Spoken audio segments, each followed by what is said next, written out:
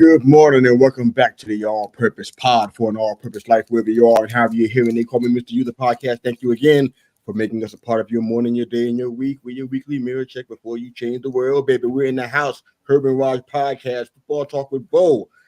Good morning, gentlemen. How's it going, guys? It's going, brother. Oh my! The world of live podcasting is like crazy. Yeah, it's a 2 coffee kind of morning today. Already. I might be there with you. I might go to the third and get a try out of this thing. Well, if you see me disappear, that means I'm going to the third. So I'll do like this. Hey, Raf, let me get a 30. Got it. I feel like I realistically could have just put some of the creamer in the carafe and called it good. You know, it's kind of it's fine. There you go. Way to improvise, right? Morning, I know there's a lot going on, but before we get into all of that stuff, everybody's personal lives and all that's happening, I want to do a big happy birthday shout out to our guy, Mr. Bo. Happy birthday, brother. Oh, happy birthday. Thank you. Yeah, man. What do you get the guy that has everything? I don't know. We got waterfalls and fancy restaurants, and I don't have waterfalls. Nature has waterfalls. I don't know what else we can do for him. Gordon Ramsay cooking them steaks for a Friday night dinner. I mean, apple orchards, man. I mean, we're cool like that. It's I mean, weekend trips to Maui. I mean, I don't know what else we can get for him. I mean, he got everything basically. I mean, we'll send you a card, man. I don't know. That's all we got. A gift card to load.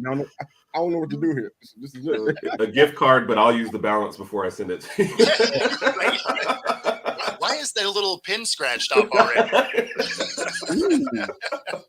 That was a gift that was re-given. Yes. Oh man, $3.27 left. Yeah, exactly. Thanks, that's not cool. Any big plans for today? Man, you're looking at it. It's a Monday, right? All right. So it's I just got the normal complement of shows. I got to keep unpacking. So fortunately, I got this fake background because otherwise you'd be looking at an office that is absolutely a hot mess, huh? I get you on that. I get you there. So how's you guys weekend? How's you guys weekend? I mean, ours was cool. We went to a wedding reception and then and moving. So I mean, nothing. Oh, that's pretty much it. Yeah. All right, a lot of work, man. A lot of work. It went all weekend this weekend. So. Oh, brother. We'll see. I'm already looking forward to next weekend. Oh, brother, you're tired, huh? Yes, sir. That's what I said. 2 coffee morning, man. Yep. Oh, brother, yeah. I didn't realize that. I noticed it last week, but I got a little getaway trip planned. This is a smooth jazz concert I've been trying to get to for like 12 years in Panama City Beach. Nice. Finally got a chance to get there. Everything just worked out. All the stars aligned. Found out that it was on the same weekend as the NFL draft. Well, I went ahead and just got in front of us and said, babes, this getaway that we having that we need so badly, same weekend as the NFL draft. She had a funny look on her face like, I can't even describe how I look, but I'm like, oh, yeah, this is going to be an awesome getaway. How do I stay away from this while we're having a getaway for the NFL draft? You know how I do. Yeah. I'm doing research. I'm grabbing notes and whatnot. How do I? A lot of bathroom breaks. Hey, man, gotta go. The Giants are now on the clock. Oh, hey, my stomach's kind of hurting. Head to the bathroom. I might be there a minute. Yeah. Yeah, I've done stuff in the bathroom before, but it's like I can't be in it that long. Not on a. This is going to be really tough. I'm leaning on you guys for this one. I'm gonna need some help. Grab notes. If you never did it before, you gotta do it now. Because I need you. Get notes. Because how much I'm gonna get done from the 24th to the 29th? Not much. Yeah. That one actually should be fun because if everything goes correctly, I should be in Detroit for it. So. Wow. Okay. So that'd be fun. I've never gone to the draft, so should be an experience. Yeah. And we have to do something else with that Monday show. Obviously, there won't be a Monday show, so we got to either decide to do a Tuesday instead or something. Because Monday I'll be driving back, so there's no way I can do a show, not safely. But Monday thing on Tuesday? What? You mean Tuesday things? Oh no! Wow. Good morning, Mikey. What up, Big Mike? Good to have you in the house, brother. Good to see you, man. With that smiling face in that picture, man. Love it. Yep. Good to see you, partner. All right, man. Well, as you know, the NFL is not dead, despite popular belief. It's alive. It's so alive, and it's still going, and free agency is still hitting. Not as much as day one and day two, but it's still a lot of cool things happening. Want to hear from you guys and what you saw that you just kind of jumped that at you, what you could see this weekend. We got March Madness that started last night. I guess the brackets were set in place around 8 o'clock last night. Yep. So we got all the teams in there. Right up front, I'm going chalk for the most part. I'm sticking with my hometown team, so to speak. I'm going UConn for the whole thing. So I already did my bracket. You guys can see it on ESPN. I think yours are going to be there too. That's where we going. So I'm going UConn. I ain't changing my mind. How they get there is another story, but I'm going UConn. But a lot of trades that took place. There was like 3 deals that took place. I want to chat about those 2 as well. That impact kind of early what's going to happen with the quarterback race in the early first round. I know our team, the New York Football Giants, is in the market for a quarterback. I think they have to be, but I think the confusion is whether they're going to do that with the first pick, which is number 6, or wait until the second round and try to grab somebody. So that's kind of what's going on there. But they got 3 trades. I run them down. Maybe we'll talk about what we saw this weekend and what we liked. First one, the Texans traded their 1st and 7th round picks to Minnesota for a 2nd, a 6th, and a 2nd in 2025. So strong likelihood that Minnie's going to try to move up to get a quarterback.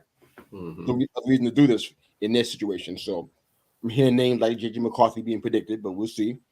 Second trade is the Steelers. You heard about that. We talked about it a little bit last week. Traded Kenny Pickett in a 4th round pick to the Eagles to be Hurts understudy. I have no idea what the point of that was.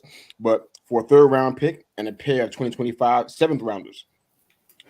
We thought that Justin Fields was going to be the target, and he indeed was. He was traded for in that not long after that. And the 3rd deal with the Commanders trading Sam Howell, which is a shock to me. I want to hear your thoughts on this one, though, bro. Commanders traded Sam Howell, a 4th and a 6th to you guys, Hawks, for a 3rd and a 5th round pick. So you can go ahead and chat about that real quick on the Seahawks front bowl. I know you talk about it on some of your shows, I'm sure, as well during the week, and we talk a little free agency and get into it, man. So so that one was a little weird to me. Okay. And only because of what they gave up to get him. I feel like you gave up more than you probably had to, especially when you have a guy like Justin Fields who went for a 6th. Right? So I feel like you overpaid for Hal. I understand that they mostly were just trading picks around, right? It's not like they were doing anything crazy, right? They traded some picks and they get Howell, and they did need a backup since the Giants got Drew Lock. But I don't know. Like it's weird. I think you probably just could have kept Drew Lock at that point. It's not like you upgraded at that backup position. Right. That seems like the same guy, right? Like they just tried to get a little younger, maybe, and that was it with it.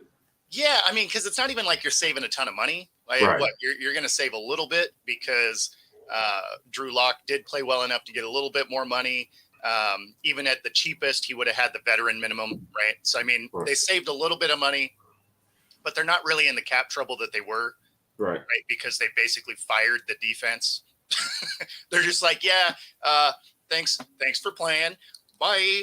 Like, so it was, we still don't have a lot of defense, which is interesting. But so, I don't know. I don't think it moves the needle, right? Like, I don't think he is that much different of a guy than Drew Lock was. Right. Okay. And I also kind of favor whenever you start with these backup quarterbacks. I think one of the reasons why like Cooper Rush does so well now is because he's been there for a while. And at some point, if you're just shopping for backup quarterbacks, just keep a guy around. You're not asking him to start the whole season. That's not what you're asking Howell, but you're kind of taking a flyer on him in a position you're not going to see him that much anyway. I'd rather, like you said, just keep Locke, who's actually been there, what a year or two, whatever. I mean, the thing there is no matter who comes in, it's a new system, right? Because it's a whole new staff. So even the guy's been in the room, none of the guys he's been in the room with are still there. So the only thing you can say is maybe he has some chemistry with the receivers. Right. But even when you watched him in his few starts, it didn't look like it wasn't great chemistry, right? Like it wasn't clean play. Now some of that is Drew Lock, right? So It's not like he's the most accurate passer ever.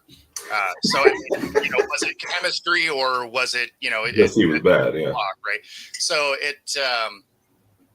I don't know. Again, like it's just one of those.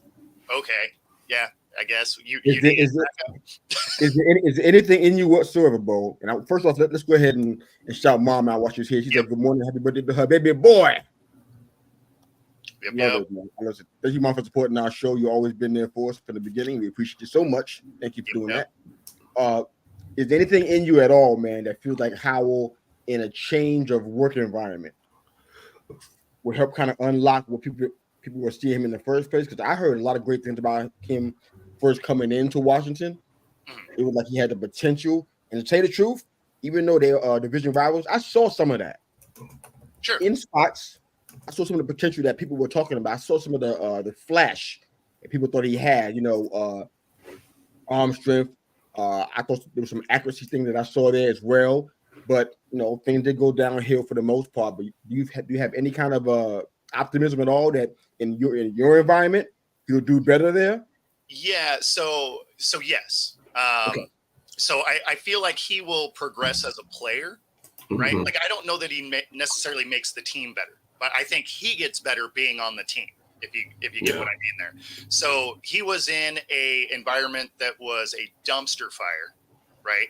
I mean, the Washington Commanders were not a well-run machine, right? And put it mildly. Yes, yeah, right. Diplomatic. It's early. So, hey, get some coffee. Say what you want. Okay. Right. Yeah. No, it's not a late night show. It's still early, so got to be nice, I guess. But I think you're good, man. But yeah, no, I think he gets better as a player because if there's one thing that, fans across the league can pretty much agree on is Seattle does have really good player development coaching. Like you never hear about players coming to Seattle and getting worse, right? Like they come here. Well, most of the time they elevate their game and then they move on. And, a lot of times they do great things. So do I think he progresses as a player? Absolutely. Do I think he makes the team better? No, I think him, Locke, like that all would have worked. Okay. Look at Jeremy B is letting us know that Sam Howell might push for Gino's job. Another comment from him. Sam Howell was way better than Drew Lock. Well, I think we can all agree on that. I don't see how you couldn't think that.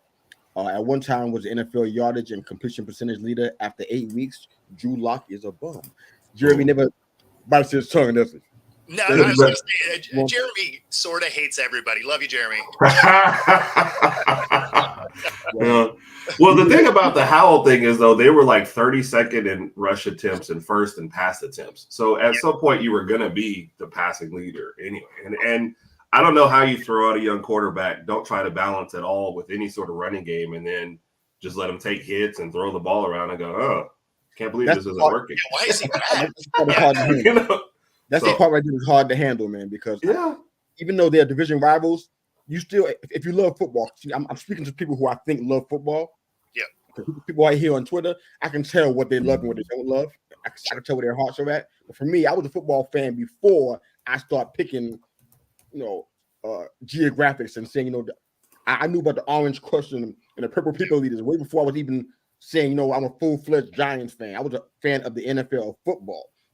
So I watched the Commanders. I watched them play, even though they are rivals. I watched them. I know they would have benefited from trusting their running game. We talked about it last week with Eric Bieniemy and his influence in that area and not trusting the run a lot. We talked about that. And that was part of their undoing. And it's like Sam Howell might be in a whole different spot, might not be in your team right now if they had embraced the run and worked to their strengths. But they didn't do that. Now he's on the Seahawks now. So I hope it's a fresh start for him. I think he he deserves to have. He can't end like this. That's not even right for anybody to have to go through that. I think it's just another case of where you've got a young quarterback and they're like giving up on him or trading away and talking about him, but like you didn't put the good environment around him. And that for Eric Bieniemy, like I know we talked about already, so I don't want to get too much into it. But you sometimes wonder if the play calling was to get a head coaching job versus like what was actually best in this situation, which was sometimes just hand the ball off. Brian Robinson wasn't great, but he wasn't a bum either. You had some decent running backs back there. Like I like Robinson, man. Yeah, I don't think that gets you closer to head coaching if you put out a terrible offense. Right. No, what I mean is because it's always been my theory. I feel like offensive coordinators, when they're going for another job, draw up more plays and draw up more plans, like more flashy stuff. Now, obviously, when it fails, like it did in Washington, it looks bad for you don't get it. But I feel like that's the thought process going. Because otherwise, why would you be 32nd in rushing and the passing game clearly isn't working every game and your record's terrible? Sometimes just hand the ball off 3 times and punt. That almost would have been better than some of their plays. So that's what I mean. I don't think it always works, but I feel like that's the mindset sometimes. And I say that also personally because we went through that at Alabama. We had several instances where it was, oh, let's run. Okay, now let's throw in a flash. But the run game was working. Like, just stick with that. You know what I mean? Even if it's Niners? Boring. Huh?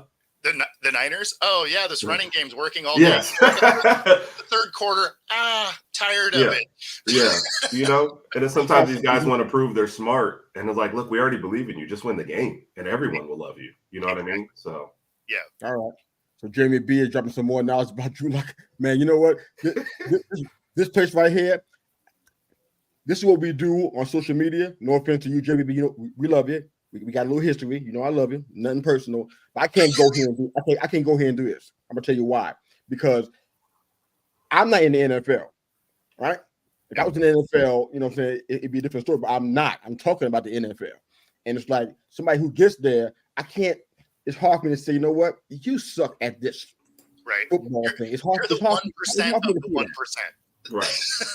I mean, even if you're at the bottom of the percentile chart in the NFL, it's hard for me to say, you know what? You suck. I can't go. You're ineffective. Maybe things didn't go. Like, it's hard for me to go this far and say this. Now he's on our team, so I'm really hoping that you're wrong. You know what I'm saying? But I mean, I can't say that you suck. I mean, because I see him do some things that were pretty decent. He actually won a couple of games, and I think with Denver, he helped them out with that. So I mean, he won games here in Seattle. So yeah, I can't say that he sucked, but he's undisciplined to some degree, and there were 3 players that came in this deal. You're telling me Noah Fant's a bum? Right, because he was a throw-in player. Like, what are we talking about right now? Because Noah Fant, I can't do that. Yeah. It's starting to seem personal. Like, he's like, no. It's not that. It's like we get excited. I mean, we love sports so much. We get excited. Not you, Jeremy. I'm talking about just in general. And we start saying stuff, especially on Twitter. It's like, where's that coming from? There's no basis in truth for that. I mean, because for somebody to suck in the NFL. Members can back it up for us. Go to their stats, we can see it. If they got 4 touchdowns and 27 interceptions, okay, you're not good at this. You're not good at reading coverages. That kind of stuff. So it's like, oh man, Jeremy's coming back. Let's keep moving. We'll grab them comments a little later on. Hold on. I don't want to back and forth. That's not what help us out tonight. Okay, excuse me. All right, so we're going to those 3 trades now. So we know that Howell kind of gives Geno a backup. The Commanders, I guess they get picked so they can move up. I think if nothing else, just to have more cushion, because they're going to definitely do something in the with the second round, with the second pick. Mm-hmm. Guaranteed they're getting a quarterback, especially now that Howell's gone and they don't have anybody else back there that I can think of. I think they got rid of the other backup too. I think it was Bissett. I think they moved him too. So he's definitely doing something with that second. I'm looking at no, man. No, what Mike just said. Stay focused. I don't want to do that. No. It popped up. He has the little red dot, so it drew now my eye. Now I got to press buttons and whatnot and show people stuff, man. I don't want to. No. I was just going straight to the bottom. Yeah. There we go. Yeah. I see that. I told you it feels personal. Like like they've got something to work out, man. I didn't. Oh, come on. Okay. I've just never had that strong of feelings, I guess, about Drew Lock. So I'm not. Yeah. Even when he was on our roster, I didn't. Yeah. I was like, Yeah. Tell you the truth, I think I might take Drew Lock over your boy there. So if you're gonna be technical about it, I think I would do that. All right. So I absolutely would. So the Commanders are sitting at 2. They're taking a quarterback. There's no question about this. They're not taking Marvin Harris. They're taking a quarterback because they have to now. They really have to now, especially with this move. And they really have to. The Steelers, I'm not sure what's happening there. I know we got Russ for 1 year, and then they got a backup for 1 year. Well, I said it before Justin Fields happened. Before he came, I'm like, you guys picking a quarterback? Because I didn't know if the Field deal was going to happen or not. But now Fields is there, so maybe perhaps they won't be taking a quarterback or trying to get one in this draft. So that's fine. So Texans, the thing about that is they basically have both these guys on a 1 year rental. Right. Mm-hmm. So they may still draft because at the end of the day, you don't know what you have in Russ, right? You assume he's not toast, but you don't know because it's not like the showing in Denver was awesome. Right. But he also had a team that, didn't seem to like him. So it was, it just didn't seem like a good fit overall. So maybe he bounces back and works great because it is a system that plays into his strengths, right? Yeah. It's heavy run attack, good defense, has a couple of weapons. He's not going to be asked to do a ton, right?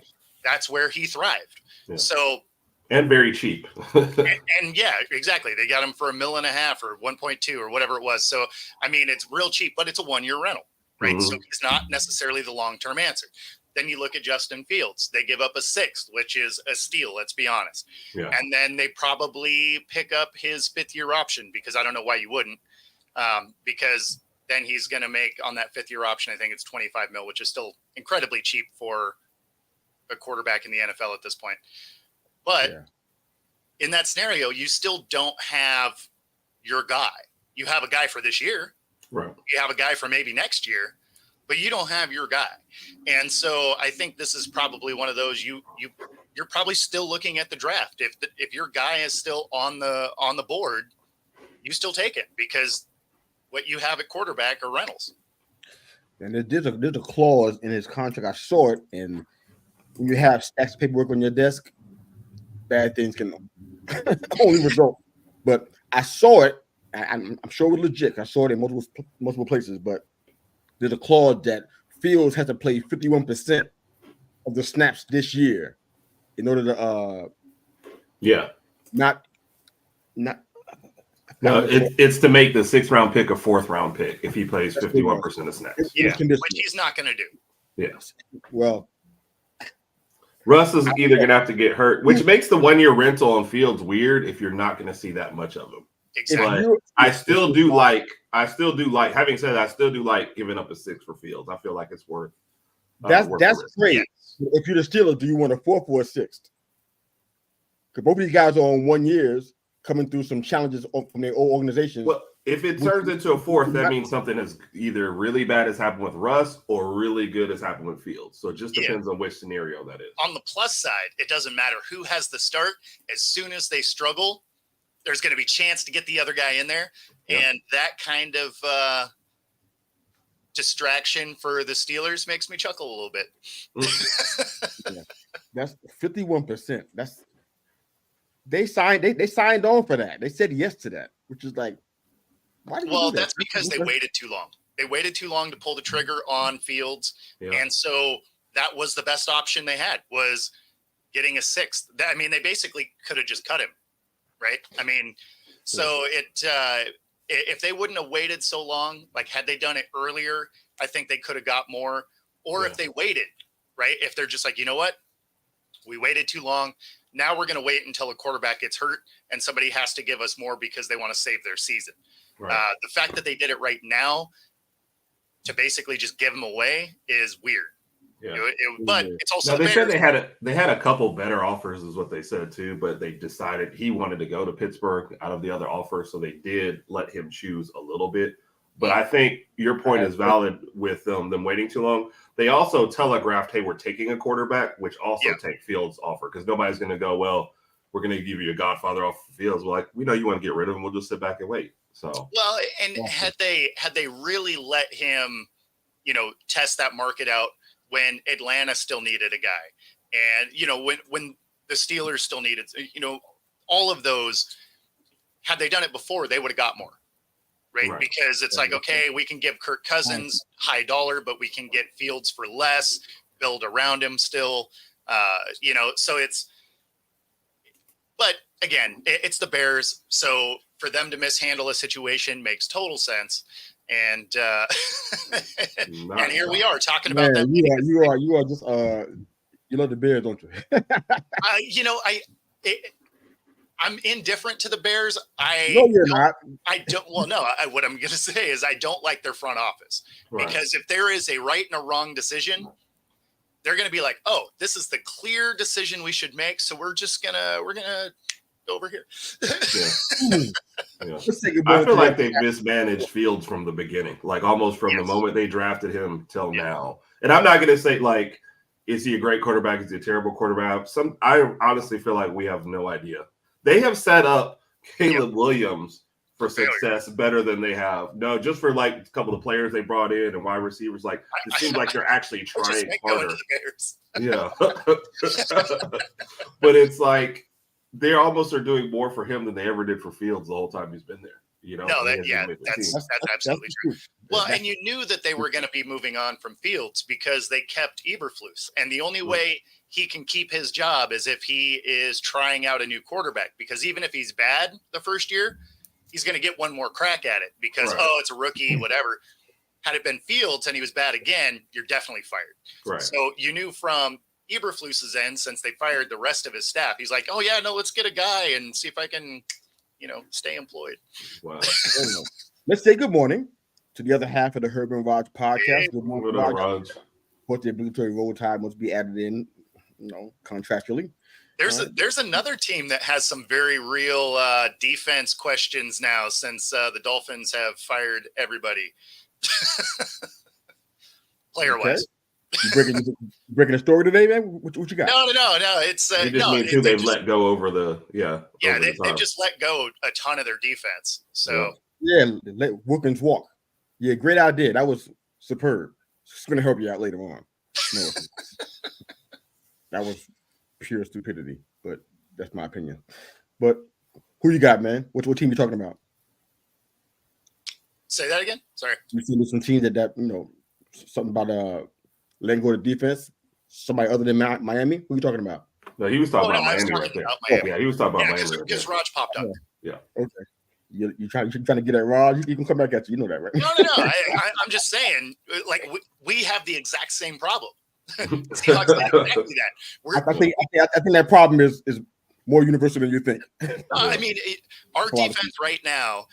You remember the last scene from Fresh Prince of Bel-Air where it's just Will Smith? In the middle of the one they use at memes all the time where they're like, that's Leonard Williams on our defense. That's the one dude they signed. Right? They brought him back, and he's just standing there and be like, "Cool, I guess it's me." Like, hey, man, you wanted to leave us? There you go. You got your own team now. You're all by yourself. You play all positions. You are that guy. So I don't know.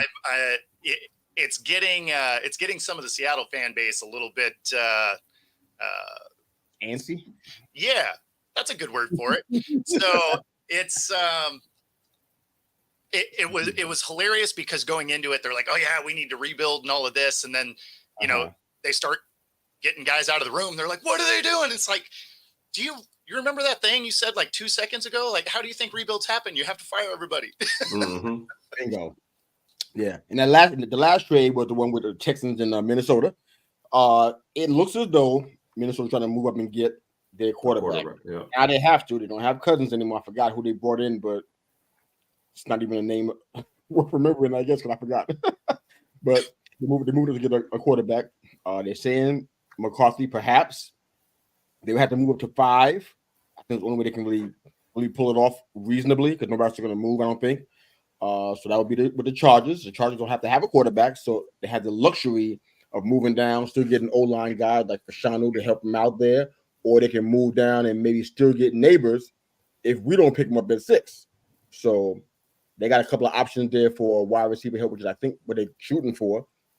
It's not going to solve all their problems. They should know that at this point in time, but O-line could be a big deal. Herbert has been knocking his butt quite a bit lately. So them replacing Mike Williams is not the sole answer, but they're probably going to try to do something like that at one of those 2 spots somewhere early in the draft. So the quarterback is a big deal for them now because they have to make some changes, and the Chargers don't have to have that. So I think that's going to be their target. Who's going to make Jefferson stay in Minnesota? What quarterback could they possibly get that's going to make him want to stay there? Because I don't know if I don't know how he's feeling. I haven't heard any. What, you're not loving Sam Darnold? Yeah, I don't feel like he's getting the kind of confidence that he should have.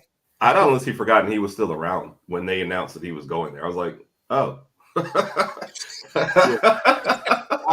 Honestly, I don't know what quarterback they can get that's going to make him feel good about the whole situation. It doesn't look that great.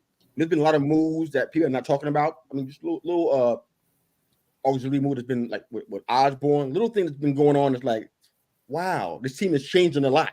Not just at a quarterback, not just with Cousins, but it's changing a lot. And it's like Jefferson sitting here like, am I going to come back here and sign a big deal? Am I going to take whatever they offer? Or am I going to just stay free and move on when the time comes? Yeah, I think he's going to do that. I think a lot of me too. Yeah, no, I think he's doing that. I think they're not going to allow him to trade, right? They're hanging on to him for this season. And then from there, he's an unrestricted free agent, right? So then he can test the market however he wanted. So, but the thing is they'll probably just tag him. Yep. Yeah. Right. Because then if somebody offers him money, they get a couple of number 1s for him. All right. Well, we got so many comments for here that it's like if I don't start touching some of them, we will be going into the we in double digits now, but we way in there. So I got to start touching some of this stuff a little bit. But I want to get you guys' thoughts on a quarterback picture in the first round of the draft. Right now, from what I'm seeing, I looked at the top 13 in the draft order. In case you guys weren't aware, it's going to be the Bears, Commanders, Pats, Cardinals, Chargers, Giants, Titans, Falcons, Bears, Jets, Vikings, Broncos, and the Raiders. Out of what I saw, 8 of those teams are probably going to get a quarterback or look for one. Yeah. Because they have to. So I'm excluding the Cardinals. I'm excluding the Chargers, the Titans, and the Falcons. Okay. They already have who I believe they're going to be moving with at quarterback. So everybody else that I didn't name, the Bears, the Commanders, the Pats, the Giants, the Jets, the Vikings, Broncos, and the Raiders. That's 8 teams trying to pull from a very small pool of quarterbacks. We haven't talked about Joe Milton III or Spencer Rattler, but those are guys that are they're not really in the conversation, but they're available. Yeah. The guy from Tulane, if you like him, they're available. But you're talking about out of 8 teams looking for 6 quarterbacks. So it's going to be a fight it's going to be a celebrity death match at this point. Yeah. And to your point, man, the drop from 6, where if you have Penix or Nix to 7, where maybe Rattler and the other group start, just seems huge. Yeah. Like if I didn't get one of those guys in the first and maybe second round, like everyone else is like 3rd or 4th. Like you mentioned Milton, having seen him up close, like that's just not he's got the big arm, but don't try to do anything underneath or anywhere close or have any touch to it. He played for us. Spencer Rattler went from Heisman Trophy winner Heisman Trophy candidate to 3rd, 4th round. Don't know what you're getting game to game. So he's a guy that needs a clipboard the first year for sure. Yes, 1,000%. Milton played for us, so I know what he got. I see what he's able to do, his highs and his lows, but I'm not putting him in the top 6, 7 conversation. I'm not doing that, but no, I think so. That's what I did. I went to look at because I didn't know who was 7 at this point, and that's like you look at ESPN. That's where it is. Starts with Spencer, the guy from Tulane. They had it 8th. Devin Leary from Kentucky. I wasn't impressed with. He was 9th. Joe Milton was 10th. Sam Hartman 11th. Jordan Travis. So I guess you don't know what you're getting, huh? Yeah, see, and that's the thing. I'm looking at these names. I was like, Devin Leary had a lot of hype before he went to Kentucky. season. Sam Hartman, Notre Dame. The biggest play you might remember from him was a run. I don't know any zip passes or great. It just none of these names. He was throwing for heavy yardage. I mean, you have to start at the maybe third or fourth round for any of those guys on the list, and even then, that's maybe a reach. If you have somebody else on that board in the third round, you take them and you just live with whatever is in that group if you're drafting a quarterback. Yeah, hold on. Hold that thought. Let's say hello to a few folks, and then we'll jump into your comments. What's up, Chad? Good morning. Thank you for reaching out today. Thanks for joining the show. Okay, go ahead and jump in whenever you're ready, Bo. Oh, I was just going to say 7 through 10 on the quarterback board, I think starts in the fourth round. Yeah, I could easily see that. Yeah. Where? In the fourth? Yeah. Yeah. Wow. It's talking with Spencer Rattler. I mean, these are just guys that you don't think, like, if I have to start them year one, we're done. Like that's easily bad. Not that you want anybody having to start first year, but I trust the first 6 way more. Like I said, you're talking, what's the worst case for like Bo Nix if he's the 6th one? Maybe mid-second round, somebody's getting him right. Exactly. You're talking a jump from the 2nd round to the 4th.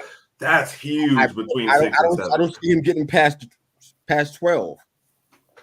I don't see it happening because Bo Nix at 12, it just seems really high. That seems high. I need a guy. It seems high to you guys, but these guys need a quarterback. It ain't high for them. Right now, like if you just needed a guy and the quarterbacks are running off the board, then I mean, you may have to reach to go get him just to make sure that you get your guy. But the Broncos been rolling with Jarrett Stidham, and you know this. They're not rolling with that. There's no way. They didn't move Russell and all that contract and all those issues so they can go ahead and start. That's fine, but that kind of even more illustrates the point I'm trying to make. Let's say the last quarterback goes at 12. The next quarterback, the 7th best quarterback, I still think it's still like 4th round. I'm just saying the gap between the top 6 to number 7, huge. Like you're not taking Spencer Rattler in the 2nd round. No. Right. 3rd round, somebody in that draft room would have to convince you. They would have to be his uncle or his cousin and say, let's go get him now. I just don't see it. That's what I'm saying. I'm not, however the 1st round shakes out, that's fine. I'm saying the bottom, the floor for the top 6 is mid-2nd round. Like that's the worst case for them. The best case for the 7th up to me is like mid-3rd and going up from there. So, and then on top of that, Linda. Good morning, Linda. Thanks for joining us today. Morning. We can't leave the Raiders out of this. I mean, they're not rolling with Aiden Connell. Nobody believes that. And they've already been whispers about them moving up. They got some money. Yep. Definitely. They probably have more money than anybody, I think. And they have capital. So they're gonna do something too. So this is gonna be crazy. This is gonna be really weird. Oh yeah. We got a lot of and like to your point, people are gonna get desperate and they're gonna take somebody because they don't think they'll be around later. Yeah. But you're doing all your work on that top 6. And if you don't maneuver for that. This could be a 1st round pick, whether you like it or not, you watch. Because now it's desperation now. Look who you got talking about. Well, no, and that's the thing, Milton or Rattler. None of that's happening. So they they are. They're gonna get one of these guys. I'm not saying that they're not. What I was trying to say was the gap between 6 and 7 is what I was trying to explain. Like the worst case for the number 6 guy, Bo Nix, is still miles better than the best case for number 7. Oh, I agree. So if Bo Nix goes in the 1st round, it's not going to shock me. I don't feel like personally he's a 1st round talent. I'm with you. But I do feel like somebody's going to reach. But I was just saying his worst case is still better than the best case for the next person. So that's all I'm saying. Absolutely. I'm totally with you on that one. Yeah. So I don't know. They got predictions for all of these guys. Of course, Santa Williams to the Bears. They're thinking of the Commanders probably going to take either. Well, I'm hearing more Daniels than May lately. Yeah, that's really kicked up a lot lately. I don't know where that's coming from, but May to the Patriots. Now I'm hearing that before they didn't seem like him. They want to trade down. Now all of a sudden, I hear his name again. With us, I think all I've heard was Pennington McCarthy the entire time. I heard some Daniels, but it was more mock draft than anything. So the Jets, I'm like, who are you getting over there? I don't know who they're going to touch because is Roger going to be going to into politics or he's going to play some ball? So I don't know what's going on. He's officially out of that. Yeah. He's officially good. Well, I feel better now, don't you? Okay. So, Like you actually thought anything was going to happen. It was an independent ticket. No, I just don't. Anyway. I don't touch the whole situation, and I don't want to. Yeah, have what I'm saying misconstrued. I don't touch the whole Jet situation, all of it. It don't matter if he's there or not. I don't touch the whole thing. Yeah, I don't even touch him being there as the quarterback and doing what they predicted he was going to do last year. Take him to the Super Bowl. I don't trust any of that stuff. So if you don't want to have somebody behind him as a backup, as a safeguard, maybe they won't pick anybody in the first or second round as a quarterback. But I think they better because what has happened? You can't bring Wilson back. He's dead to the Jets fan base. Nobody else even wants him in the whole entire league. I'm thinking CFL. Like you guys predicted 2 weeks ago. Man, had to go to the CFL or Canada. Nobody in the whole league wants him now. I'm like, wow, what a fall from grace. The number 2 pick. Now he's incognito, persona non grata. Nobody wants him. That's a really weird thing. And that's why I like Chad's comment here, Zach Wilson to back up Sam Darnold. You just get a couple of Jets, top picks to be terrible on a different team. Yeah. Which, by the way, when you were starting this and you asked us about winners and losers, I had Zach Wilson as one of my top losers because you see what Fields is getting in a trade and like Pickett and guys who've actually started games and been, at least maybe serviceable to good or whatever. What are you trading for Zach Wilson? And who's like taking him on, right? Like you're like, hey man, I got some chips left in this bag and a Snickers. Like, that's my best offer. What else are you getting? Man, I don't know if I'd give up the Snickers. The this bag, is true. Yeah. This is true. Yeah, it's a king size Snickers, and I'll give you half. See, there we go. The Snickers, it's been in my pocket, so it's a little melted. Right. Right. See, I mean, what is his future? Honestly, there's a real chance that he gets just out and out cut. Like there's no trade at all. You just get cut, and then somebody might take a flyer on you. I mean, Jimmy G got a job again. So, but hate to say I told you so, but no, you don't. That's one of your favorite things. No, yeah. I'd rather not have to say. Oh, I can show you. I can show you Twitter posts I've been tagged in. I can show you the intros to the show. No, but I told you so is one of your favorite things. One of your favorite things. I don't want to say you made me. No, you told us I told you so in stuff that I wasn't even involved in. I was like, what? You were like, I told people that CeeDee Lamb was better than Jerry Jeudy. And I think some people, maybe even you guys, I was like, bro, I didn't even know you with no draft. Like, what are you talking about? Yes. I got receipts, buddy. I got receipts. We can go back and watch. You are part of that path. I'm going to get you a shirt that says I told you so. Like, that's you were part of that. You didn't get out of that. You were part of the Jimmy G part. And he got a job. Wait, what? Why was I part of the Jimmy G stuff? We talked about it here on the show. No, we talked about it on here. We said that he wasn't going to be a starter. Not that he'd never be in the league again. His win percentage says he'd be in the league. We said he wouldn't be a starter, which he's not. Yeah. And I mentioned that it was the situations like I said you couldn't sign him to a place where you had a rookie quarterback because he's going to miss the first 2 games and that would be a weird situation. Those are my exact words. Yeah. So I guess I told me so. So we did. Yeah. Like you couldn't bring a guy in, pull him out, bring him in. We talked about that, and then we said that he wouldn't be a starter somewhere. But yeah, I mean, of course he's going to be on a roster somewhere. The win percentage says he gets a job.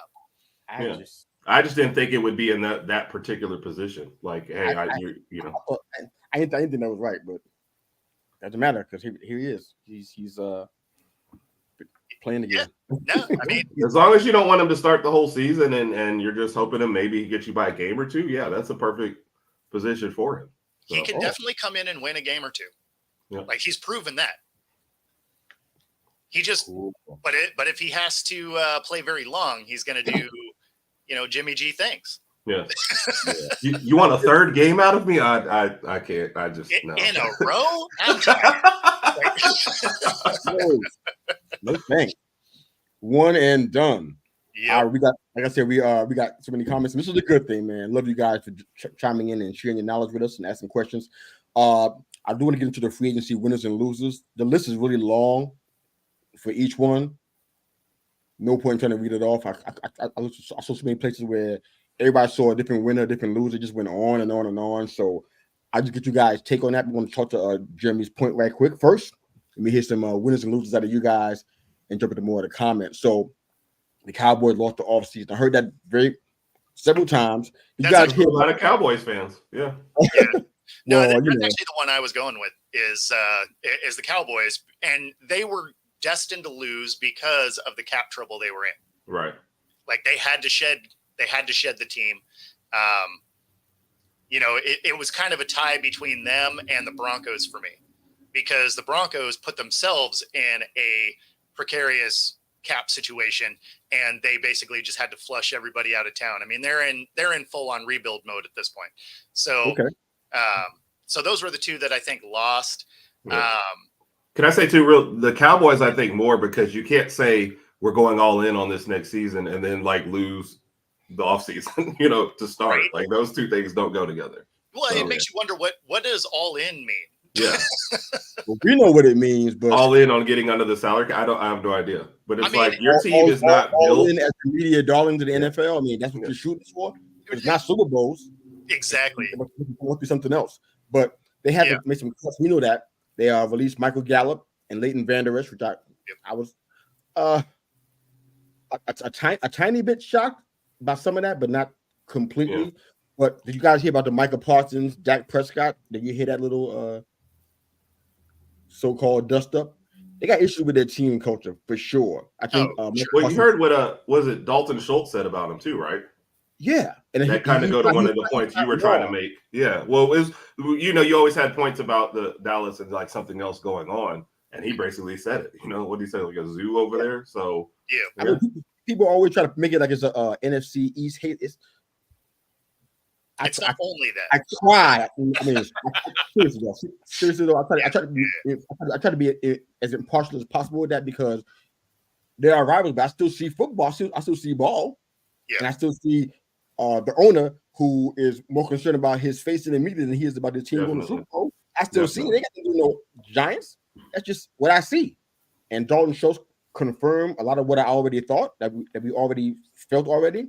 The Micah Parsons thing, that's like it just fruit from the same poisonous tree.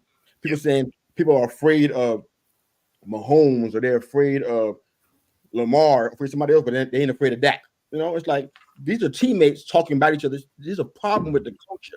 It's like you sit here and try to add new guys on here and try to make swap Gallup out and Van Der Esch out and bring guys in, but it's not going to. There's a problem with the culture, and Dalton Schultz talked about that. He should get more credit for it because he kind of revealed what we already knew. You guys got a problem with the culture, and because of that, that's why you're not getting to the place that you keep saying you're supposed to be going every single year on paper. You should be the next eventual Super Bowl champions, and you don't get there. Why? Because of the culture. It's not even because of the player. They always have talent. Yeah. It's the culture. It's a problem with that, and it starts with the ownership. But people don't want to talk about that kind of stuff. It's like, oh, you know what? It's Dak's fault. I ain't a Dak lover, but come on. All this is not on him, man. You can't even try to put it on him. It's not him. When he leaves, which you probably will, when he leaves and you put somebody else there, guess what's going to happen? The same thing that's been going on for, 28 years now? Yeah. Dak wasn't there that long, man. What was the excuse before he came? They got a problem with the culture, man. You got star players insulting each other for the most part. This is a breakdown. What do you think? No, culture-wise, yeah, you're right. I mean, there's definitely an issue. For whatever reason, when it comes to the end of the season, that's where they forget how to play football, and that's been true no matter who's been there. Yep. But the all-in it made me laugh because of how much they were over the cap coming into this, right? And if you're at the poker table and you say you're all in, and you have a stack. That's impressive, right? You're looking at it, you're like, okay. But if you are the Cowboys right now and you're like, I'm all in, and you throw your $5 chip to the middle because that's what you got left, that doesn't really feel the same. Right. I agree. That doesn't have that same impact. It's like, yeah, you're all in, but you don't have any money to do anything with it, right? Yep. So I just don't think that I don't think they're going to be all that good this year. I mean, they're shedding a lot of talent. There's obviously some issues behind closed doors there. And even if they were to move on from Dak, they're on the hook for almost $60 million next year, whether he's on the roster or not. Yeah. I don't know. They pulled out some good, what I thought were good moves last year. It just doesn't seem to move the needle. But I have no idea what they have coming. And this isn't a team like they're more built to win now than later. So you don't really see, maybe they hit on some great draft picks. I mean, he does draft well, but I just don't see it. I just don't see it. And I feel like the division's going to get better while they kind of slide. Yeah, their cap situation, their window is closing itself. Right. Oh, okay. I can give it. And I think that's the problem. So a lot of and then you kept the same culture by keeping the same coach, and then your owner is still the same, and the owner is friends with the coach. So that none of that's going to help out this situation. Well, and then the heir apparent, right, could be Zimmer because he's another friend of Jerry Jones. And do you think Zimmer is that dude? No. Like I didn't think so the first time around. So I haven't seen it in decades, but yeah. Okay. Yeah. A lot of winners and losers, man. I've been hearing a lot about the Vikings being winners. I'm like, okay. Jeremy said the second biggest loser is the Vikings. Yeah. The addition of Darnold, JJ saying no to $30 million per year on an extension. Yeah. JJ doesn't want to waste it. He's doing the opposite, I guess, of what you were talking about with Mike Evans. He's like, I want to see what my situation's going to be. I'm not just going to sign for the money. I mean, he'll make his money wherever he wants, but I think he's like, I don't want my career, especially for a wide receiver, like that's a ring. Yeah, and that's the most important thing to you right there is who's throwing me the ball, and if this is what you guys are trying out. Kevin said that he just wasn't honest. Well, he said that he just wasn't honest about it. The thing is it was a short contract, so he thinks he's going to outlive the contract to live to play another time, and which he should be able to. So if you're going to get thrown some big money for 2 years, yeah, you might be like, okay, we have a shot in our division because our division's bad. If they happen to get on a run, you still have an outside shot at a Super Bowl. But if you're going somewhere with Sam Darnold, your guy, right? You're just like, okay, we're probably not even really competing in our division. Yeah. And wasting another year is just not what he wants to do. Yeah, exactly. Chad giving some advice out to our guy Bo said maybe the Vikings should go after Zach Wilson to back up Sam Darnold. No, that's why I made that comment of they're just going to have a couple of Jets first rounders that didn't work on their team. Yeah, that's going to be awesome. The Vikings fans are going to not universally not show up, and they've been known to do that. So I think the Commanders, Giants, Raiders, and Packers are most improved. Thank you, Jeremy B. You guys agree with that? I mean, the Commanders only had one direction to go. Yeah. Okay, fair enough. So, and I was actually listening to a Giants podcast, and I forget the lady's name on there, but she's actually been impressed with the Giants offseason move so far. So she likes the direction that they're heading in. Patricia Traynor? Is that Locked On Giants? Oh no, that's Madeline. Somebody. Yeah. Right. But she's been impressed with what they've done so far. So I was like, okay. Yeah, I guess they played it smart. They played it smart. I can't. I guess I didn't give you my winner. Concerned with the quarterback part, though. You understand? I still have a concern about the quarterback part. That's still right. But I think that's what's about to be addressed. So I think none of the backups or the people that were available out there probably moved the needle enough for you versus let me just get the franchise guy. We're not expecting to win a Super Bowl next year anyway. Let me get a draft. I think they're in a position where drafting the guy made more sense than going after somebody else that's out there. I'm with that. I mean, you kind of have to now because first off, Drew Lock, we understand what Drew Lock is. We discussed it earlier. Yep. And DJ coming back off an injury that sometimes people are not ready for by training camp. They're saying he might be, but you don't know. Right. So he's going to be ready for that. And on top of that, I've been saying it from the beginning. The Giants gave him the kind of deal that gave them an out package after this year. I think they're going to take that. Like I said, you're talking about, I think the number was about $27 million difference between keeping him past June 1st or letting him go. I think they're going to do that. I think it's good. A lot of the Giants fan base is divided, especially on Twitter. My God, it's like a it's like a death match out there every single time I go on my timeline. You know what I'm saying? It's like these guys are fighting like DJ needs another chance. I'm like, we watched him for 3+ years. I know the O-line wasn't great, but I mean, Eli, there's some numbers and some stats out there. I'll find it at a different time, but Eli played with a 30th, 31st ranked O-line, and he had record numbers, throwing for like 4,400 yards. And Eli's not nowhere near as mobile as DJ is. So no, Eli tell me did how have he a did better that. defense, though. Huh? Eli did have a better defense, though. Not helping him on the field, though. He's on the field throwing the ball, trying to be protected. I know, but it meant he got more opportunities. Because the defense he had could get turnovers and stuff. I mean, that was something that this Giants defense lacked some of. So I mean, they were able to get stops. They were able to get him the ball back. So even though some of those drives weren't fruitful, he had a couple extra drives over what Daniel Jones did. You know what he got to enjoy this year. So I mean, I agree that Jones is more mobile, but Eli had a significantly better defense. That's fine. You know what I'm saying? But one point I'm trying to make really is that, you know, he was kind of dealt with the same hand as far as the O-line is concerned. And when he's out there on the field with the ball in his hands, protection matters to a quarterback.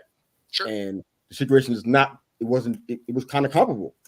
And DJ was known for being able to be mobile and to move and make plays with his legs, and still did less with almost the same amount. That's kind of hard to understand. So most fans think he deserves another chance. A lot of fans like, you know what, we done seen that before. We seen that movie. It's time to move on from it. So we see how that goes. But Roger chiming in this draft class, which quarterback will have the most successful NFL career? For some reason, I'm leaning toward Bo Nix. That is a troll. No, he is lying. He is. I don't believe it. You believe it. He's saying that because Bo Nix went to Auburn, and so he's just poking fun. That's 1,000%. I also agree. I don't know if we're posting all the Jeremys, but I don't think Bo Nix is the most pro ready. Oh, I don't think so. I feel like Bo Nix, he got better, but he upgraded his talent significantly going from Auburn to Oregon. So that definitely played a part. And I still think he gets a little bit too happy feet back there. And I don't think he's like kind of more of a pro style. He's more like a let me improvise guy at times still. So. I think Penix and Nix could both benefit from not starting their first year. Agreed. Oh, I didn't think you were attacking me, Jeremy. We were just having fun. Yeah. and I don't think anybody's thinking Locke is that guy. No. Nobody thinks that. We didn't disagree with your points. There just seemed to be a little more personal to your points than, you know. Yeah, I didn't think you were attacking me. I think you were trying to burn down Locke's house. Yes. He's on my team. I don't think that. It's not like that. All right, Big Mike is chiming in. Who else in the Cowboy division got better, though, not named the Eagles? I think Jeremy already pointed out Washington and the Giants. And then you also have to add in, like, they've made decent moves beforehand, and then each of them drafting, hopefully, their franchise quarterback coming up. And then what my point is not that the division's getting better where they're going to compete next year, but if the Cowboys have this 1 year window, the Eagles continue to improve, and then Washington and the Giants make moves 2 to 3 years from now, the Cowboys window is completely closed. Sure. And you haven't capitalized on you had a top 10 quarterback, top 10 wide receiver, and your offense just fails at all the wrong time. Like some of this stuff just doesn't go together, you know? You had a top 10 running back in Zeke when you were there. You didn't capitalize on that. It's just and during that run, to your point, they had a top 5 offensive line. They had a top 5 defense at times, right? So, I mean, they had all the elements to get the job done. It's where culture and coaching came up short. And you get into January football, and they're just like, nah, it's cool. Cabo sounds fun. Like, I think that's it. Thank you, Jeremy, for jumping on, man. Have a Appreciate great it, Jeremy. Love the comments, man. Have a good show. Man. Definitely. Appreciate it, sir. Thank you so much. Yeah. All right. Well, there's a couple things, but there's a lot more questions and comments in here. All right. Big Mike is dropping some knowledge on Zach Wilson. He'll be an MVP in 2 years in the UFL. Wow.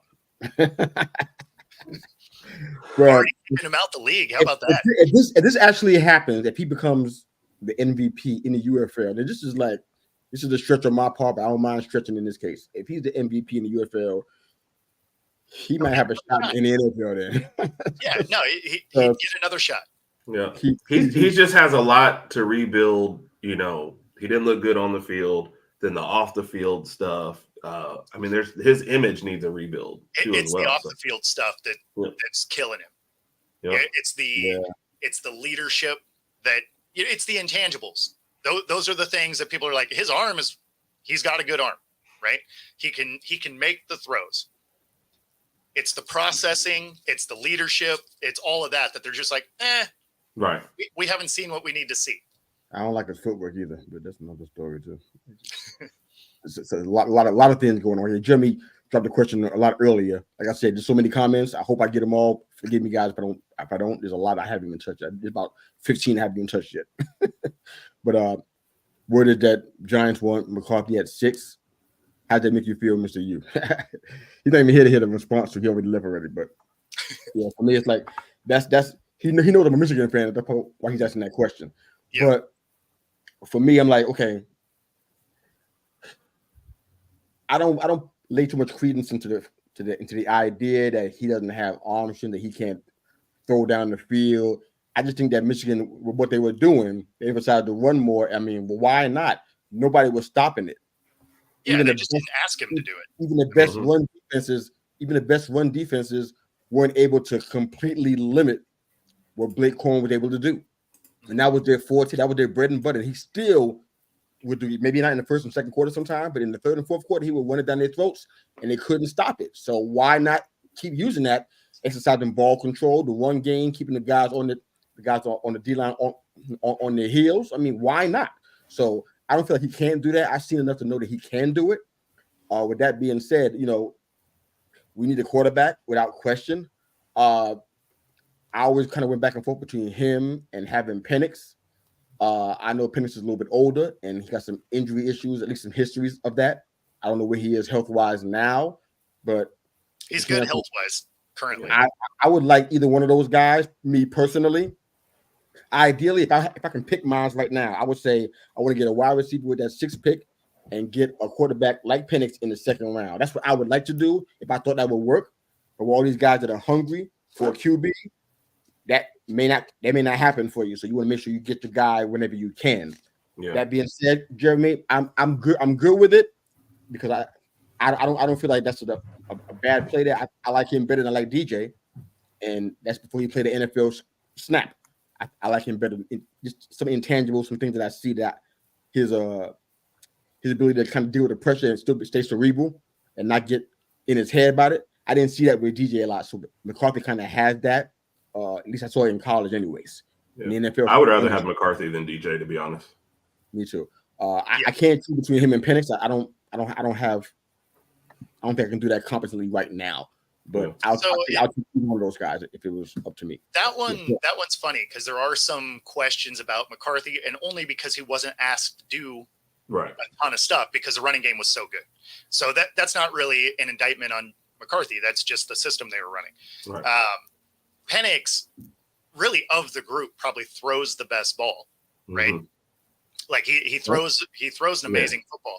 The question he's probably like one of the best pocket passer, I would guess, for sure in this group. He wasn't out there trying to scramble. He was trying to hit his spots from there.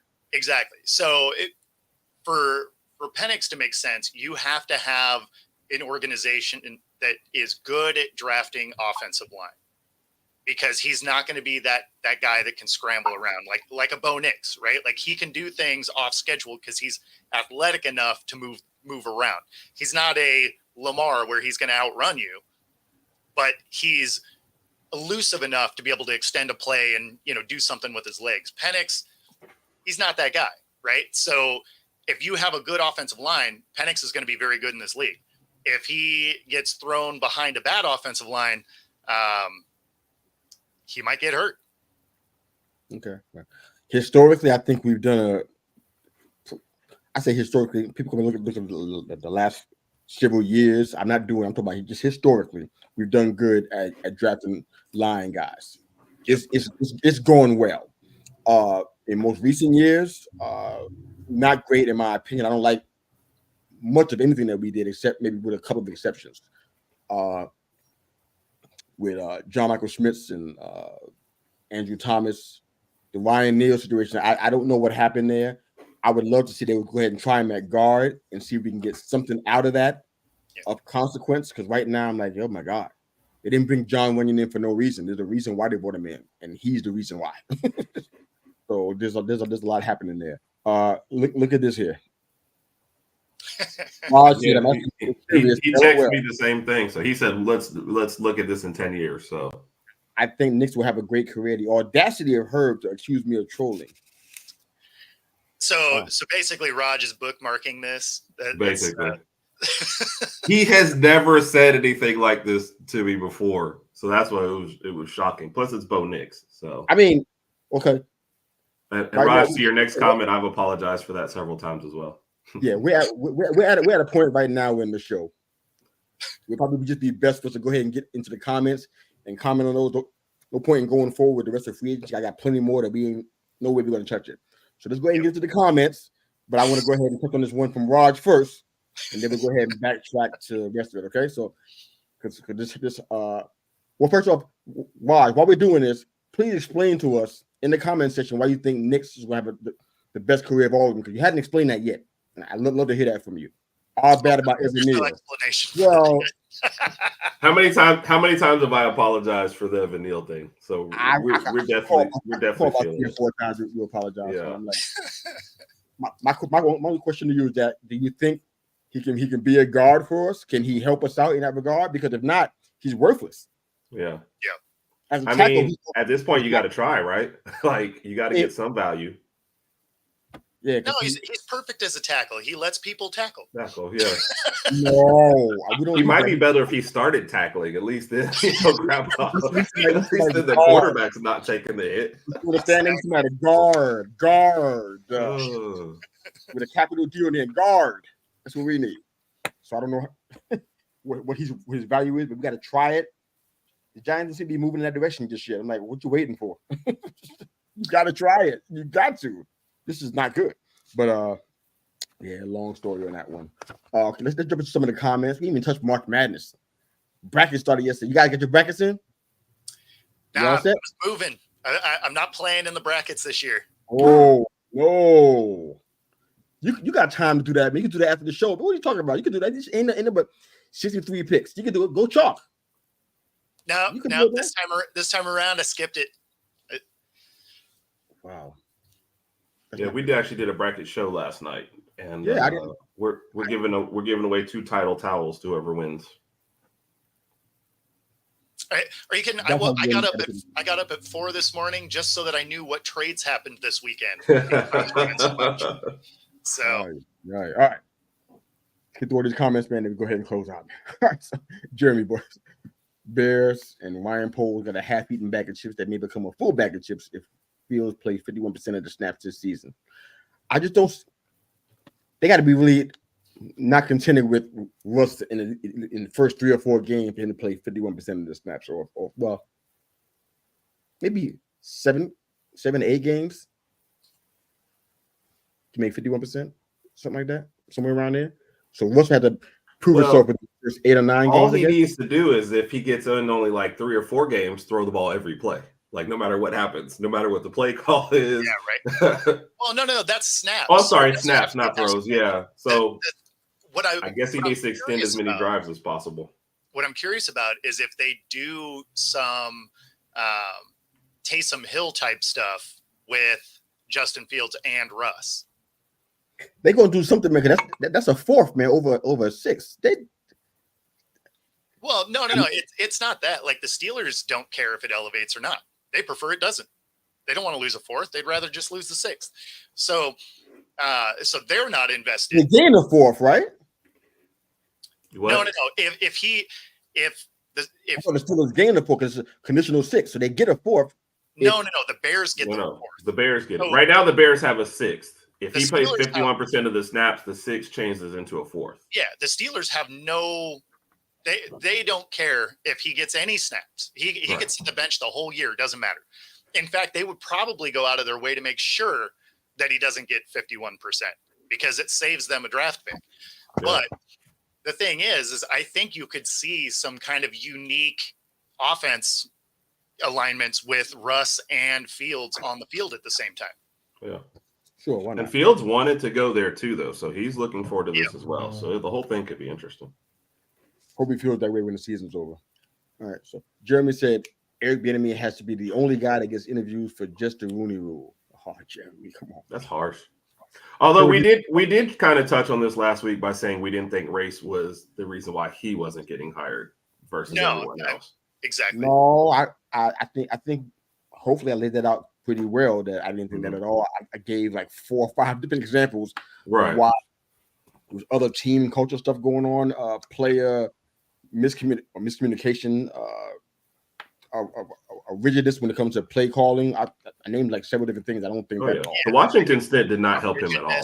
Yeah, the rigidness of his personality. I mean, there's just I don't think race had anything to do with him not getting jobs. Now, does it exist in the league still? Of course, but I don't think that was a reason for him. Right. Yeah. And just on that point, last thing real quick, I hate when people like say if you don't agree with this one, you disagree, you don't agree with any of it. No, this is an isolated case. Just has to do with Airbnb, not with the rest of the coaches. All right. Yeah, I really like the ones that'll end up blowing up your comment section because you'll make this point. You'll be like, oh, no, I think it's actually just how he's interviewing. And then all of a sudden you're like, you're racist. It's like, wait, what? I know. Just because I like apples doesn't mean I hate oranges. Like, what are you talking about? Thank you. This is one case. This is one person I won't defend. The rest of them we can talk about, but not everything. So, all right. So Jeremy said Pittsburgh will probably go interior O-line. Ooh, JPG. Is my guess out of origin. Okay. All right. But they had Tyler Linderbaum on the board and Win Pickett, so who knows? All right. Yeah. The last mock draft I had up had them drafting a lineman too as well, I think. That makes sense. Okay. Big Mike said, I think they want Russ to show Fields the ropes and try to make him like what Russ was in Seattle for all those years. If it doesn't work, they don't lose much. Given how Russ has been like off the field, I don't know if he should be showing anybody. The offenses are different.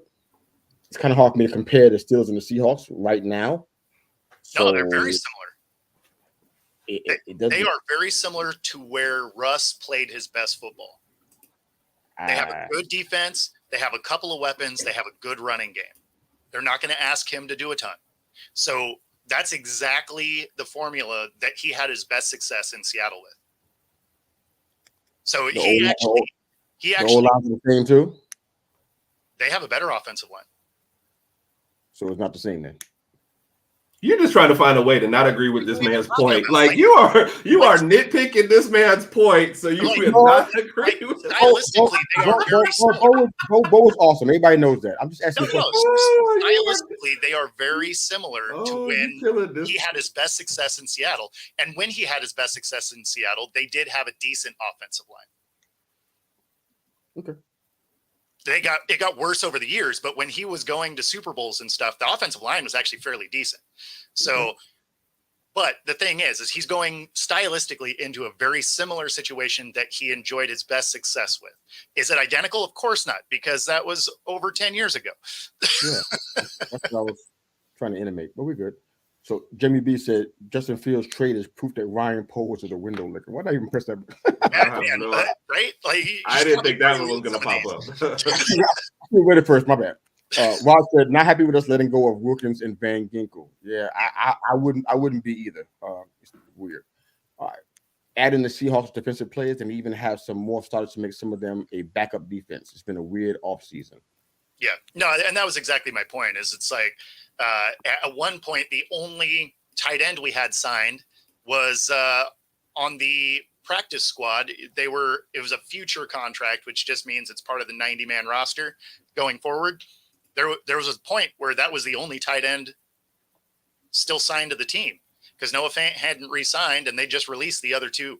So it was there's a lot going on with the Hawks, but again, with all new coaching staff, there was going to be a lot of change. Like that's just part of it. Yeah, well, I guess we'll see if it's going to be a perfect fit in Pittsburgh. I'm just not sold just yet, but no games have been played, so it's kind of hard to just sit here offline. I wouldn't go as far as saying it's a perfect fit. Like that, I'm not saying that. I'm just saying their system is similar to where he had his best football. Now he got to just play the way he did then, right? In Denver, I didn't see that as much. It's a little bit different, but well, no, I mean you got to keep in mind back then they didn't necessarily ask him to do a lot, right? Like it ran through beast mode. It was a great defense. So I mean, he had to come out and have some special plays in a couple of special plays in a game, right? Do I think he can still do that? Sure. Is he as elusive as he once was? Of course not. He's older, but I think he can definitely do some of those things. Like he's not washed, right? Like everybody that was so convinced that he's just terrible and his career is over. Like Denver was just this weird, none of it was a good fit. And then there's a lot going on. Like Hackett's there, obviously couldn't coach, tons of game management issues. And then you get into the Sean Payton era, and Payton obviously just doesn't like the guy, right? Yeah, like there is a personality conflict that just didn't work. So now you're going to go to the Steelers, a system that, looks very similar to where he had success before. You got a guy in Tomlin who likes to coach, right? Like that's his thing. Like one of the best interviews I saw with him, he was like, I'm not a coach that shies away from coaching, right? Like I run towards coaching. So I think if anything, he could help Russ kind of resurrect part of his career. Because again, do I think he's prime Russ? Of course not. Do I think he's a very serviceable quarterback still? Absolutely. Okay. Big Mike said Spencer Rattler would never be an NFL starting quarterback. It's harsh. I mean, yeah, considering where he's come from too, that's a huge fall for him. But it's hard to argue. Yeah. I guess we'll see. I kind of hate predicting guys' life, Right. They're never going to make it. I'm like, oh man. Are we able to find anybody in the NFL that's playing right now that somebody said they're never going to make it? Can we find at least one person? I'm sure we can find more than one. So it's like, I shy away from making those kind of. Of course. We were just talking about him. They were clowning on Russ when he got drafted. Sure. Saying he was going to be a backup at best. Said that about Kyler Murray too, and a whole bunch of other guys. Yeah. So I mean, like usually it's half the league, and so I mean, we just watch and see. Just don't bring Rattler to the Giants because I don't think we need to have that. But no, let's see what happens before we start. Not in the first round. I mean, not for sure. Yes, I don't care. I don't care what round. That would be crazy. Don't bring him here. Let him practice somewhere else. All right. So Jimmy said, just remember the only coaching staff that went to Oregon's pro day was Chicago. They could shock the world and pull Mitch Trubisky 2.0 moves. I just don't see that. If you want Bo Nix, you can trade back in the first round, get some more capital, and still get him at that point.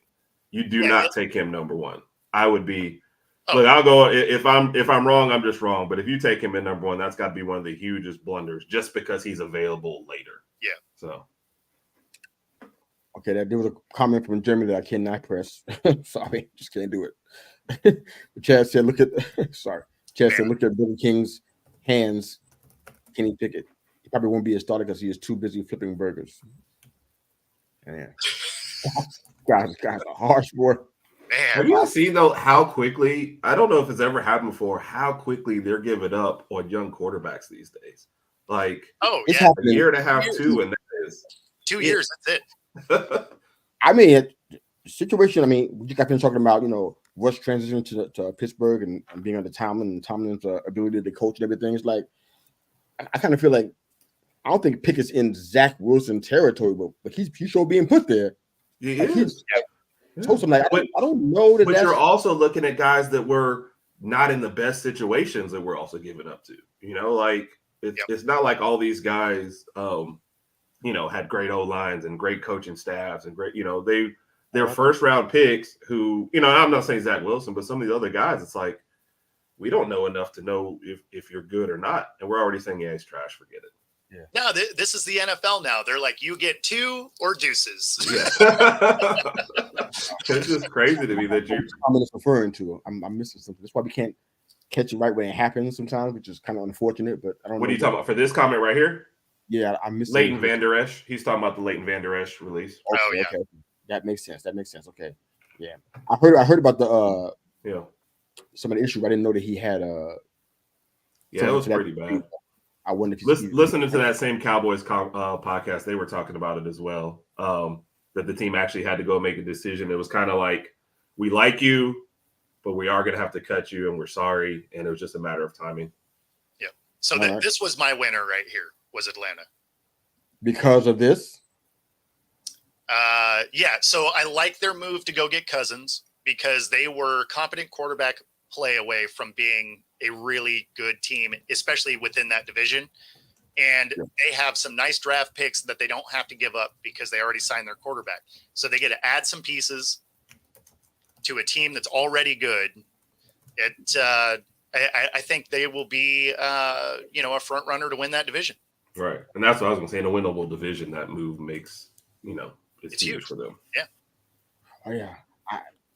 I can't pick the winner, like the bestest winner in the whole. I see even then. I'm like, there's so many things that were good for the teams where they are. It's like, I mean, even the Commanders did some good things. Even the Chiefs did some great things by just getting Chris Jones back. That was an awesome situation. Because him not being there directly changes their team a lot on the defensive side. So I'm like, everybody did something good for themselves. I mean, I don't know. I don't know who the overall winner, but Atlanta, But I think we can pretty much all agree that the Cowboys didn't. Right. Yeah, they are definitely in the loser column. I can't even put them anywhere else. Yeah. I mean, not alone. Yeah. I can say that about the Bills and the Panthers. I can say that about a couple. Let me tell you, the Cowboys, that one linebacker they stole from San Francisco got like his own podcast episode. That's how excited they are to have a move that worked out in the offseason. Yeah. He got his own episode. He was at his own show. No, I'm saying they devoted one of their podcast episodes just to that acquisition. That's how starved they are to have a move in the offseason that actually went their way. Nothing against it, but I mean, I'm just saying that's how excited they were to have something good happen. It's best for me not to even say anything else. Yeah. I'm talking about Kendrick. It's like maybe I shouldn't. Let's just leave it. Let's just leave it alone. If you like that, great. Happy for you. Well, we're coming to the end here. Before we close out, we have fun on our first Twitter space. Good. Oh, I forgot to ask how that went. I was shocked. Yeah, we can break it down, man. I was shocked, man, because I just figured that I was going to be sitting there trying to mess with the controls and button pressing and not really getting a chance to enjoy something. Like, do I have to moderate? And I mean, I put in Herb as a host. I tried to put in Roger the host, and Roger wouldn't accept the host invite. So I'm like, okay, so I got two hosts, and Bo couldn't beat. I'm like, me and Herb got to be on control. Somebody might come on there and say something crazy because it happens on every space. Somebody jumps in there and starts going crazy, and I'm like, my God, I had people who came in, they kept coming in peeking, then they would leave. Yeah, I would offer them an invite to speak, and they would just leave. Even one of our guys from the Shake Back Media Group, really, what's up, baby? You came into space, didn't say a word, just left. What's that about? So we could talk about that later on, but so it was really good, man. We had some people who jumped in there and had some comments and some questions and stuff. It was really good, man. We missed you though. Missed you being there, brother. Yep. We had like about, I don't know about you guys on your side, but I had like about 18, 19 folks that said they were minded to come in. Oh, they cool. ain't all short, man. So Friday night too. I'm like, who knows what part that played? It was a Friday night, so I'm like, oh wow, they're probably busy doing other fun things than coming to our space. But it was good, man. Herb had some awesome insights, and Raj was kind of killing it with some of his Hall of Fame questions, man. Mm-hmm. Did you get to hear it, Bo? Did you hear it all? Hear the recording? No. I had a dinner I had to be at, so I didn't get to hear it. But no, that's why I was curious. That's why Gordon Ramsay was cooking for him. That's why he had to miss. It was funny. I know why he missed it. I said, did you hear it? I think we recorded it, but you can hear it afterwards, right? Is that right? Oh, I didn't see the recording, so tag me in it so I can check it out. Yeah, but I'll tag you because I reposted it. I'll tag you. It was funny. We ended up going to dinner at a McMinimans, and I might have had one of the like worst Philly cheesesteak sandwiches I've ever had. Like it was Gordon. It was not their best effort. Oh gosh. Man, I was sad because it had like the meat was okay, but they had like it was like the 7-Eleven pump cheese. Right? It was, no. Yeah, no, there was so much That's disappointment. not, Like as soon as not that what thing you do. rolled out, I was like, oh, I messed up. The chef in me is dying. Like, did they really pull that off? You couldn't do any better than that? That was exactly as soon as I saw that plate come out, I'm like, I messed up. I should have ordered something else. What did the wife get? What'd she get? What did she get? It was like I think it was a mahi. Yeah, I think it was mahi. It was it looked good. It looked good. It was just the Phillies that didn't look tasty. And my buddy Chris, he got one also. So we were both looking at each other like, oh. So is it safe to say you'd rather have been with us than to eat these bad food? Yeah. I think I would have, food wise, I think I would have rather rolled through a Burger King. Oh wow! Oh, no. So yeah, it was uneventful. but dinner with friends, that's always fun. So that part of it I liked. Just that particular sandwich was not tasty. My text is blowing up in regards to your comments about McMinimans. Yeah. One half of the Herbert Rogers podcast, the one that's not on the screen right now. Feels like you're a little bit hoity-toity, man. You're kind of too rich for your own. Oh no! It's just it's super close to our hog. I think is the exact quote. No, it's super close to our new place. So it was like, oh, cool, we'll go over there, and yeah, no, it was if you make it to a McMinimans, you got to be on the West Coast. But if you make it to one, their Cajun tots are super good. Okay. So, well, by the way, just to correct something that was earlier, 30 of the 32 teams went to Bo Nix's pro day, so it wasn't just Chicago. The article even says headlined by Chicago, but 30 of the 32 teams were there. I would know. I would think that even without having heard that from you. Yeah. That was false. Yeah. And that's why when he posted, I was like, there's just no way nobody's doing work on Bo Nix and Franklin. And it's not like Bo Nix was the only person there, but no, there's plenty of people there. And that doesn't even necessarily mean that they were there to see Bo Nix. Although, like I'm saying, half of those, yeah, probably they're doing their work. But there's other players involved too as well. But yeah, no, it wasn't. Worst quarterback in drafted, put it like that. Yeah.